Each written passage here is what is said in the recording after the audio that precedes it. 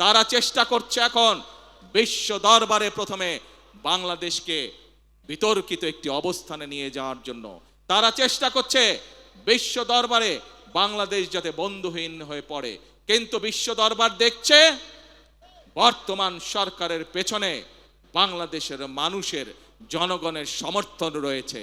বিশ্ব দরবার দেখছে বর্তমানে বাংলাদেশের যে সরকার, এই সরকার জনগণ দ্বারা গঠিত সরকার।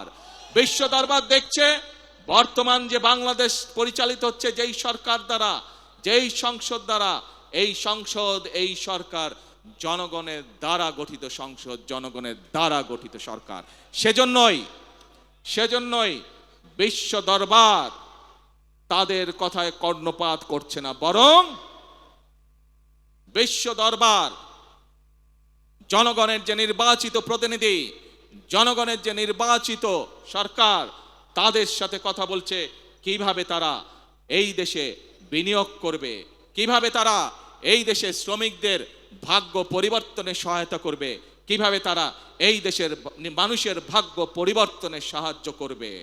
প্রিয় ভাই বোনেরা, আমাদেরকে বিশ্ব দরবারের এই সুযোগ গ্রহণ করতে হবে।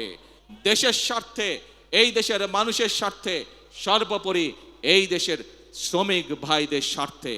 সেজন্যই আজকে আমাদেরকে চোখ কান সব খোলা রাখতে হবে। যারা দেশকে বিতর্কিত পর্যায়ে নিতে চায়, যারা দেশে অরাজকতা সৃষ্টি করতে চায়, এরকম যদি কেউ থাকে, তাহলে শ্রমিক ভাই সহ প্রতিটি দেশের প্রতিটি বাংলাদেশি প্রতিটি মানুষের কাছে আমার আহ্বান থাকবে, আপনাদেরকে সজাগ হতে হবে, আপনাদেরকে সতর্ক হতে হবে, আপনাদেরকে জেগে উঠতে হবে, আপনাদেরকে তাদের ষড়যন্ত্র প্রতিহত করতে হবে, জবাব দিতে হবে। যেভাবে আমরা স্বৈরাচারকে 17 বছর ধরে জবাব দিয়েছিলাম।